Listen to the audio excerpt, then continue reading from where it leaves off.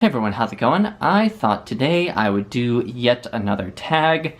This is the 1001 Books tag, and I was tagged in it by Kelly from Books I'm Not Reading.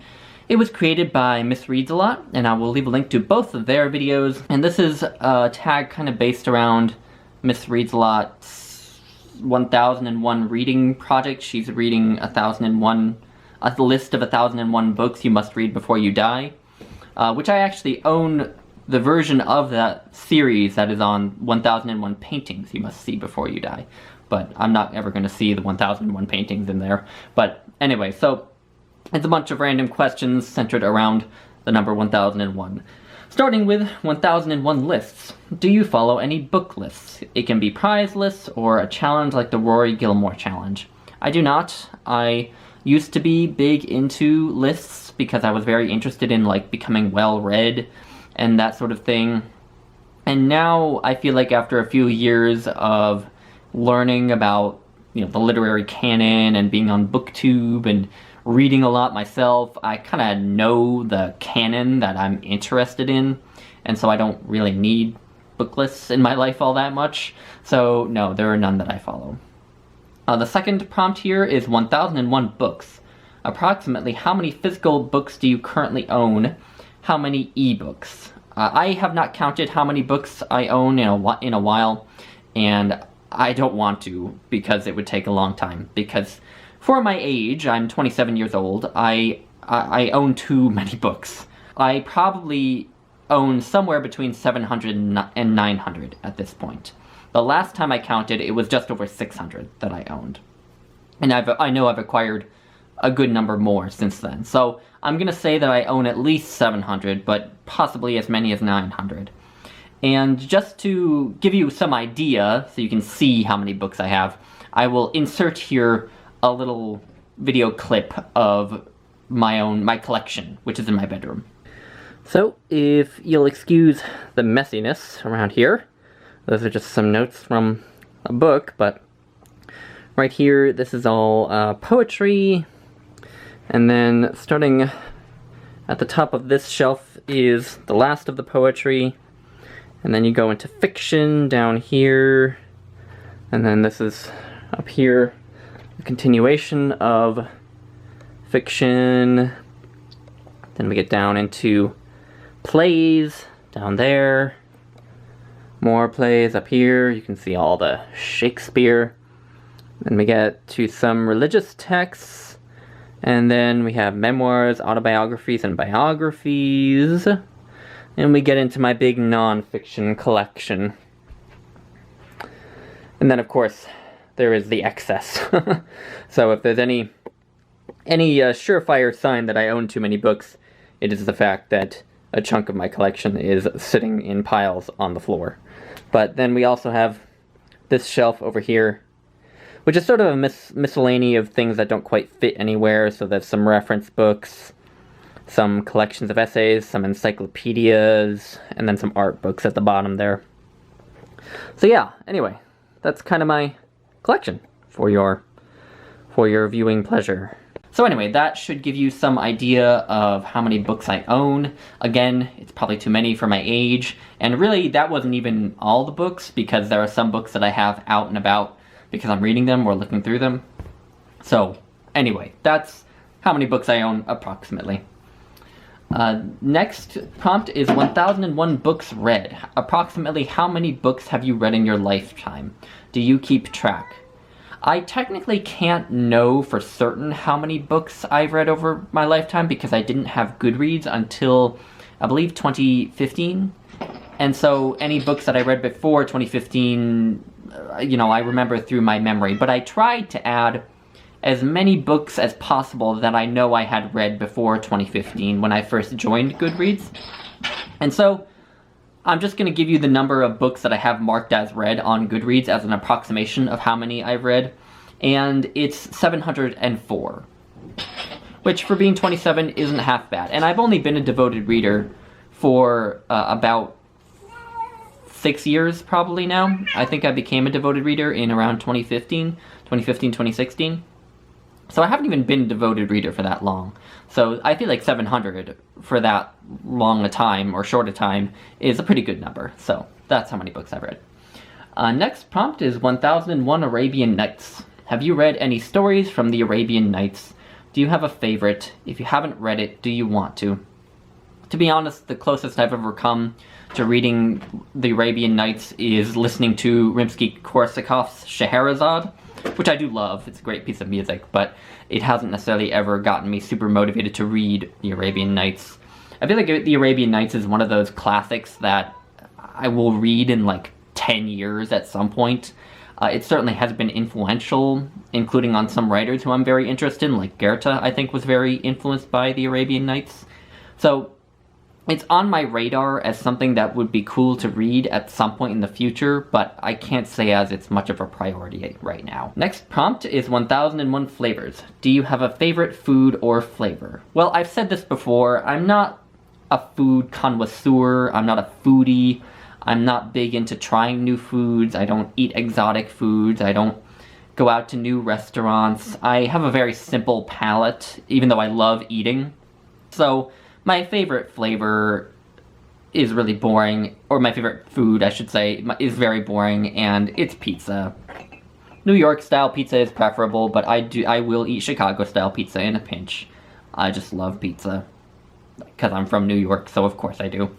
Moving on to the next one is 1001 Pages. Have you read a book that is over 1001 pages? Is there one that you recommend and is worth the time? What is the longest book you have read? A book that I've read that is over 1001 pages, which I am currently in the middle of rereading, is The Lord of the Rings by J.R.R. Tolkien. It is 1010 pages long, approximately. And so that definitely qualifies.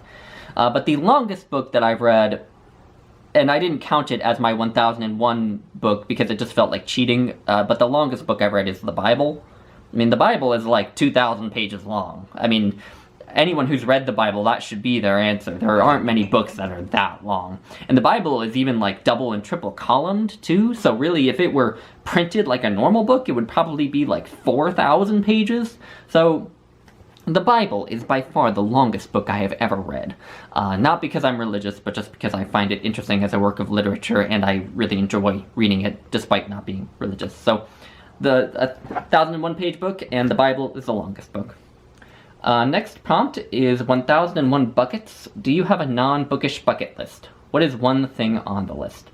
I don't have a bucket list for my life. I have a bookish bucket list, so to speak. I would say that my books that I want to read before I die are just everything on my Goodreads, which I may or may not ever get to.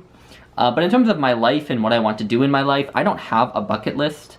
I don't have, a number of things that I want to do before I die. I certainly do have things that I would love to do at some point in my life, like go to South America, like visit Taipei, like go to Prague again, go to Russia, go to St. Petersburg, to see Swan Lake somewhere. I do have things that I would like to do, but they're not bucket list things. They're not things that I have to accomplish before I die.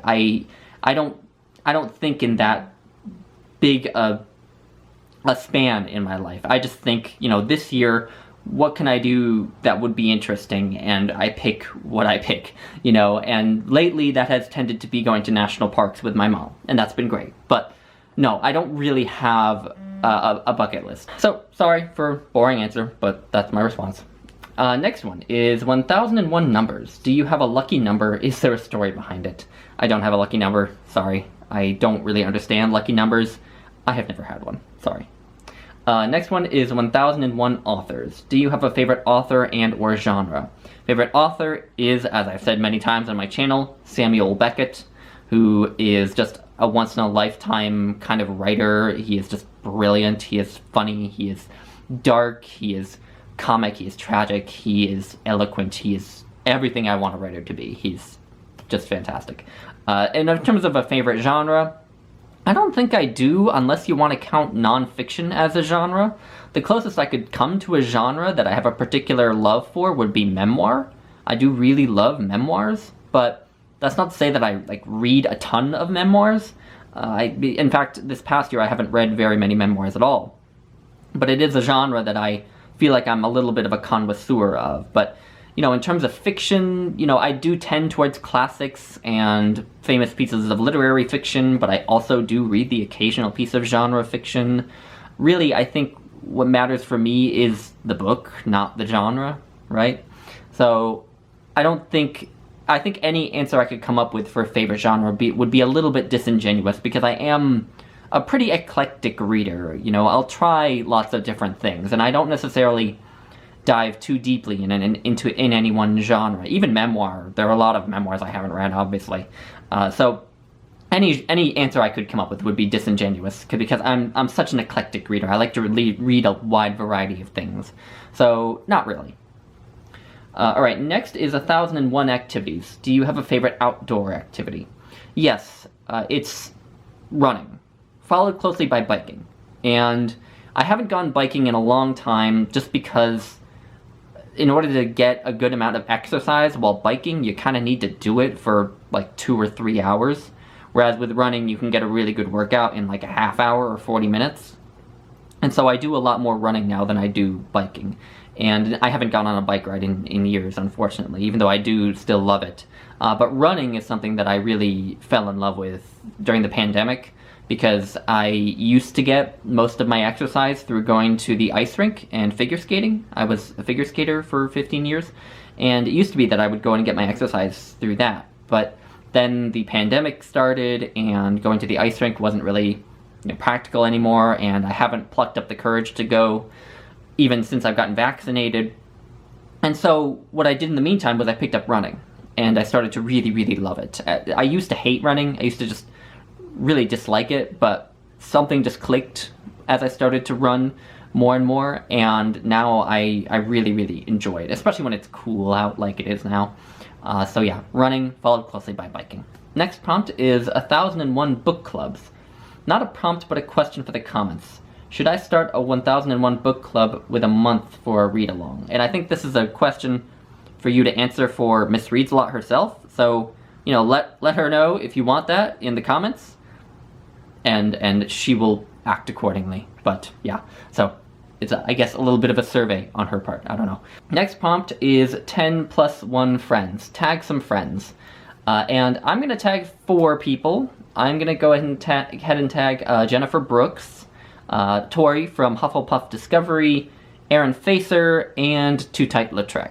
So if any of you want to do this tag, please do. If you don't fancy it, then that's fine. But that's the 1001 books tag. Thank you again for tagging me, Kelly, and I will talk to you all later.